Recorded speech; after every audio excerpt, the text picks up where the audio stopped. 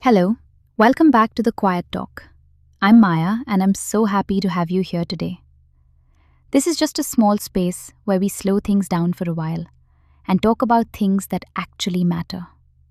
No noise, no pressure, just quiet, honest conversations. Today, we are here to talk something that is very important and very helpful for our life and well being: healthy habits. You know, I was thinking about something recently. Most of us believe that life changes in one big moment, like one decision, one breakthrough, one day where everything suddenly becomes different. But when you really look at life, that's not how it works at all. Life doesn't fall apart in one day. It happens quietly, slowly. You stay up late one night, then again the next day.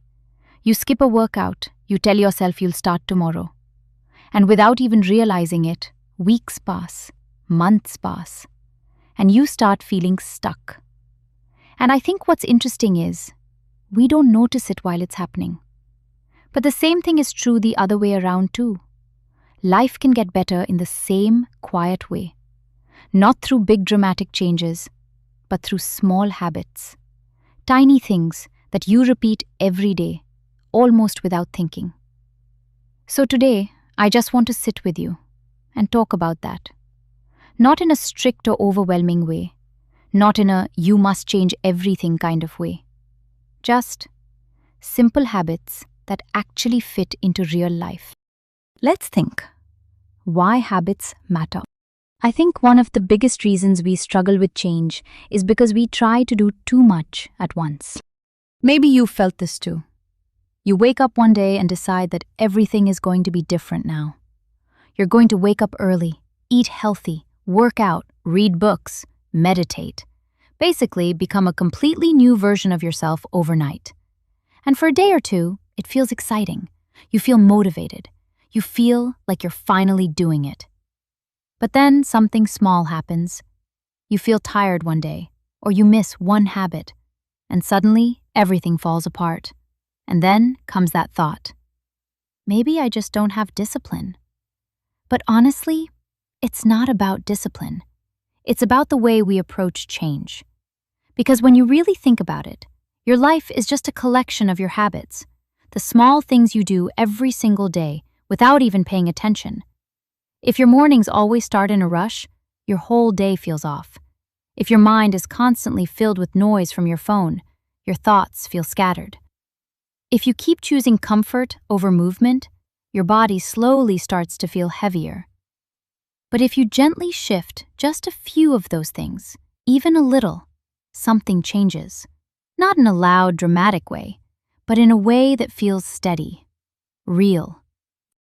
Let's discuss morning habits first. Mornings are a good place to start because they quietly shape the rest of your day. And I'm not going to tell you to wake up at 5 a.m. or follow some perfect routine. That kind of advice often feels unrealistic and honestly unnecessary. Instead, think about the first few minutes after you wake up. Most of us reach for our phone almost instantly. It's almost automatic. Before we're even fully awake, we're already scrolling through messages, checking notifications, looking at what everyone else is doing. And within seconds, your mind is full. What if you didn't do that? What if you just paused for a moment? You don't have to do anything special. Just sit there. Let yourself wake up slowly. Take a breath. Look around your room.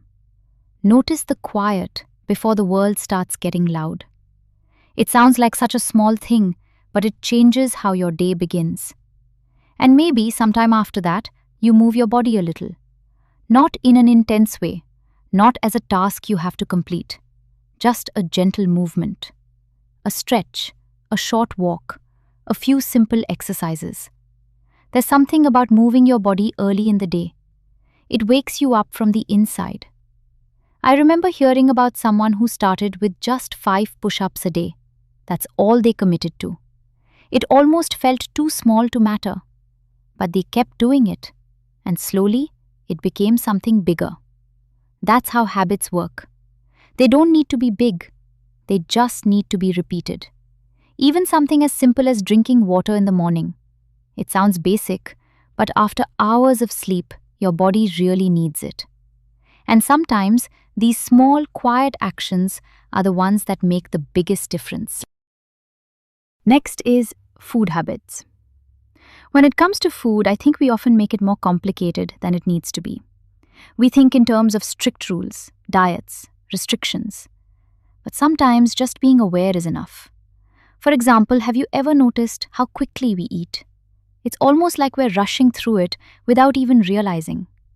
But when you slow down, even just a little, you start to experience your food differently.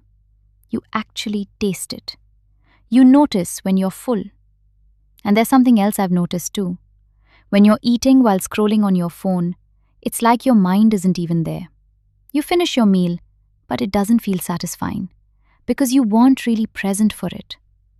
Maybe just once a day, you could try eating without any distractions, just you and your food. It feels strange at first, but then it becomes something calming. And instead of trying to remove everything unhealthy all at once, it might be easier to just add something good. A fruit, something fresh, something simple. It feels less like pressure and more like care. Another important thing is mental habits. We talk a lot about physical health, but mental habits are just as important, maybe even more. And one of the simplest things you can do is something we rarely allow ourselves to do. Just sit quietly. No phone, no music, no distractions. Just you. At first, it might feel uncomfortable, almost like you're not used to being alone with your own thoughts. But slowly, it becomes a space where you start understanding yourself a little better. If sitting feels difficult, writing can help too. It doesn't have to be anything structured or perfect, just a few honest lines about your day, what you felt, what stayed with you. It's like clearing a little space inside your mind. And then there's the constant noise we live with, the endless scrolling, the opinions, the comparisons. It can get overwhelming without us even noticing. Giving yourself even 1 hour without your phone. It feels small, but it creates a kind of quiet that's hard to find otherwise. Building and breaking habits. When it comes to building habits, I think the biggest shift is understanding that you don't have to do everything. You just have to start somewhere. And that somewhere can be very small. So small that it feels almost insignificant. But that's exactly why it works, because it doesn't feel overwhelming. You're not forcing yourself into a completely different life overnight. You're just taking one small step and repeating it. There will be days when you miss it. That's normal. That's human. What matters is that you come back to it without judging yourself. And when it comes to letting go of bad habits, it's rarely about willpower alone. Sometimes it's about making things a little harder for yourself in the right way, creating a bit of distance, changing your environment, and often it's about understanding why the habit is there in the first place. Maybe you reach for your phone because you're bored. Maybe you eat more when you're stressed. Maybe you keep distracting yourself because you don't want to sit with certain thoughts. Once you notice that, something shifts. You're no longer just reacting, you're choosing. I think we often expect change to feel big and obvious, but the truth is, the most meaningful changes are quiet. They happen in small moments, the ones that no one else sees. You don't need a perfect routine. You don't need to fix everything at once. Maybe all you need is one small habit, something simple, something gentle, something you can stay consistent with. And over time, those small things begin to shape your life in ways you didn't expect. Let's wind up for today. Thank you for being here, for slowing down, even for a little while. This is The Quiet Talk, and I'll see you in the next conversation. Until then, goodbye.